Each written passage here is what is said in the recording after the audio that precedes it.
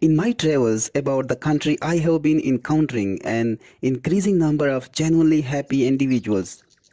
These are persons who have been practicing the techniques described in this book and which I have presented in other volumes and in other writings and talks, and which other writers and speakers have likewise been giving to receptive people.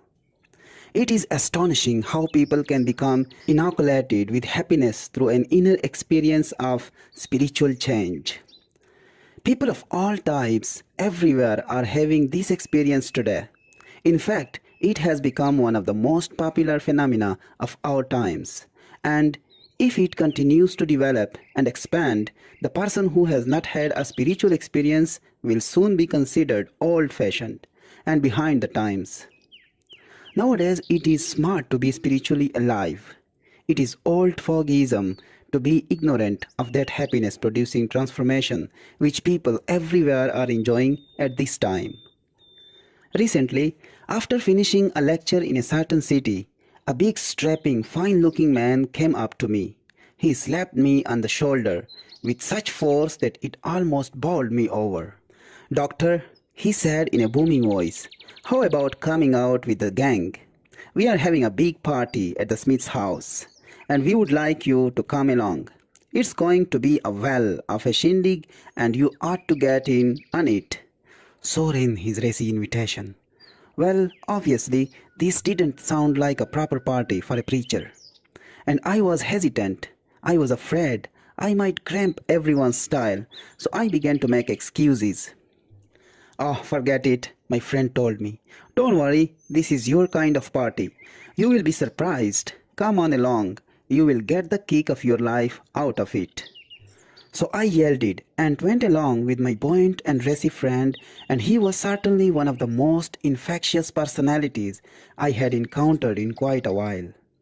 Soon we came to a big house set back among trees with a wide, sweeping driveway up to the front door. From the noise issuing from the open windows, there was no question but that quite a party was in progress, and I wondered what I was getting myself into. My host, with a great shout, dragged me into the room, and we had quite a handshaking time, and he introduced me to a large group of gay and exuberant people. They were a happy, joyous lot of folk. I looked around for a bar, but there wasn't any. All that was being served was coffee, fruit juice, ginger ale, sandwiches, and ice cream, but there was lots of those.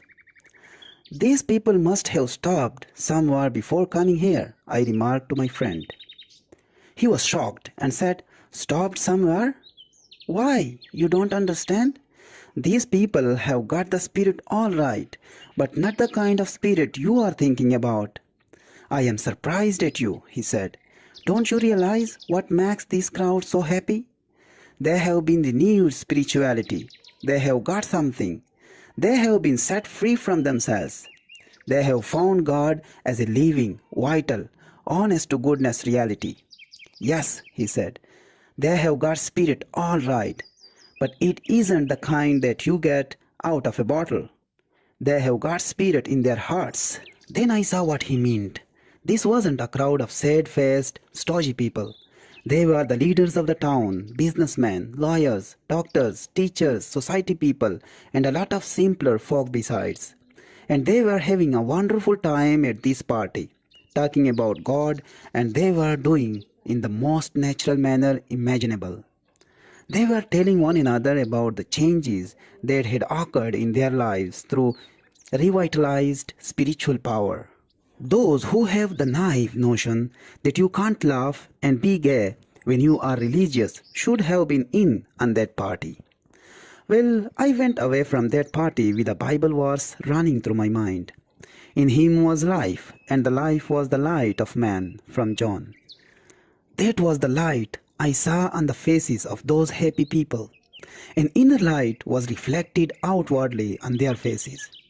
And it came from an effervescent spiritual something that they had taken into themselves. Life means vitality, and these people obviously were getting their vitality from God.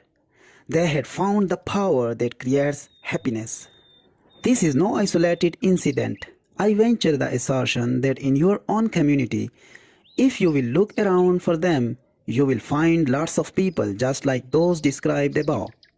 If you don't find them in your own hometown, come to the Marble Collegiate Church in New York City and you will find them by the score. But you can get the same spirit by reading this book if you practice the simple principles set forth.